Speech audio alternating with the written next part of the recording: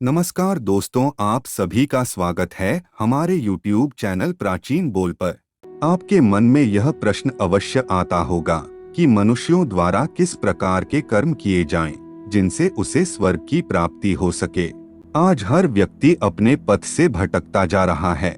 वह अपने उस मार्ग को निर्धारित नहीं कर पाता जिस पर चलकर वह सद्गति और स्वर्ग को प्राप्त कर सके।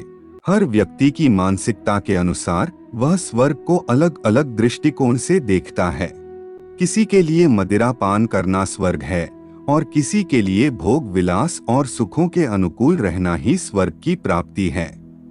मनुष्यों की यह मानसिकता उन्हें जन्मों के कालचक्र से मुक्त नहीं कर सकती तथा वह अपनी इन बुरी अभिलाषाओं के कारण जन्म जन्मांतर तक भटकते रहते हैं। जो पृथ्वी पर जन्म लेता है उसकी मृत्यु निश्चित है। मृत्यु इस जीवन का अटल सत्य है। शास्त्रों में कहा गया है कि व्यक्ति अपने अच्छे और बुरे कर्मों के अनुसार मृत्यु के पश्चात स्वर्ग और नरक में जाता है। कहा जाता है कि अच्छे कर्म करने वाले को स्वर्ग की प्राप्ति होती है, तो बुरे कर्म करने वाला इस लोक के बाद भी नरक की यातनाएं भोगता है। मनुष्य के अच्छे कर्म ही उसके लिए मोक्ष के द्वार खोलते हैं। मोक्ष प्राप्ति का अर्थ होता है जीवन मरण के चक्र से मुक्त हो जाना। मोक्ष की प्राप्ति के बाद मनुष्य को दोबारा इस मृत्युलोक पर जन्म लेने की आवश्यकता नहीं होती। इसलिए हर मनुष्य मृत्यु के पश्चात मोक्ष की प्राप्ति करना चाहता है। शास्त्रों में कुछ ऐसे कार्य बताए गए हैं जिन्हें करने से मनुष्य के मृत्यु के समय होने वाले कष्ट कट जाते हैं। उसे इस लोक के बाद स्वर्ग में स्थान मिलता है। मनुष्य जीवन मरण के बंधन से मुक्त होकर मोक्ष की प्राप्ति करता है। पुराणों के अनुसार कालांतर में माता पार्वती ने भगवान शिव से प्रश्न किया कि हे सर्वभूतेश्वर, मुझे मनुष्य के धर्म और अधर्म के विषय में संदेह है, आप उसका समाधान कीजिए। देवधारी जीव सदा मन, वाणी और क्रियारूप इन तीनों के बंधनों द्वारा बंधते हैं। फिर किन साधनों से और किस प्रकार उनकी मुक्ति होती है तथा किस स्वभाव से, कैसे कर्म से और किन सद्गुणों से संसार के मनुष्य स्वर्ग लोक में जाते हैं। तब भगवान शिव बोले, देवी, तुम धर्म और अर्थ के तत्व को जानने वाली और निरंतर धर्म में तत्पर रहने वाली हो। तुम्हारा प्रश्न सब प्राणियों के लिए हितकारी और उनकी बुद्धि को बढ़ाने वाला है। मैं इसका उत्तर देता हूँ, सुनो। जो मनुष्य सत्य व धर्म के परायण तथा शांत हैं, जिनके सभी संशय नष्ट हो गए हैं, वह अधर्म या धर्म से नहीं बंधते।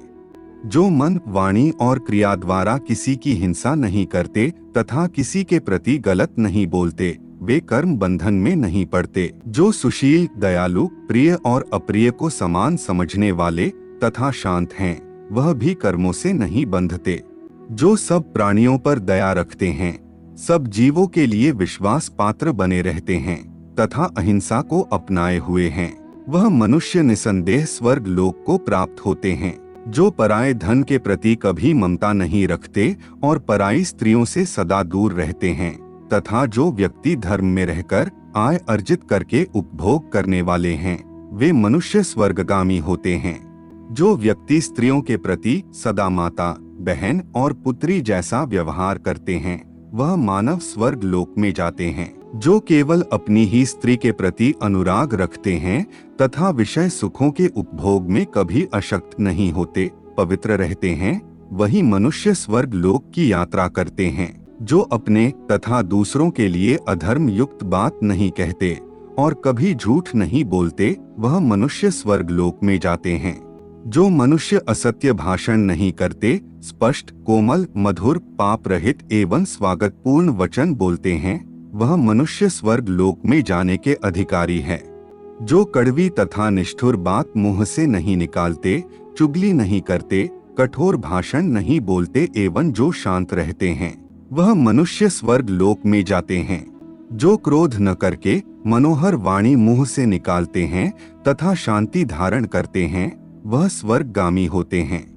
जो मनुष्य शत्रु और मित्र को सदा एक चित्त से अपनाते हैं, शास्त्रों का अध्ययन करते हैं और जो सब प्राणियों पर निरंतर दया भाव बनाए रहते हैं वह मनुष्य स्वर्ग लोक में जाने के अधिकारी हैं।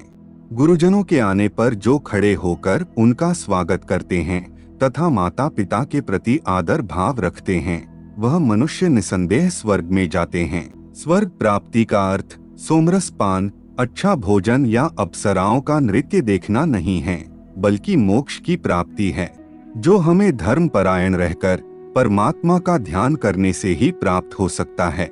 कार्यमिते व्यतकर्म नियतम क्रियतेर्जुन संगम त्यक्त्वा फलम चैव सत्यागः सात्विको मतः। भगवान श्री कृष्ण अर्जुन से कहते हैं कि हे अर्जुन, जब कोई कर्मों का निष्पादन कर्तव्य समझकर करता है और फल की कामना से रहित होकर करता है तब उसका त्याग सत्वगुणी कहलाता है और उसे मोक्ष की ओर ले जाता है। आज के लिए केवल इतना ही। दोस्तों, उम्मीद करते हैं आज की जानकारी आपको पसंद आई होगी। अगर पसंद आई हो तो वीडियो को लाइक करके चैनल को सब्सक्राइब जरूर करें। मिलते हैं अगले वीडियो में। धन्यवाद।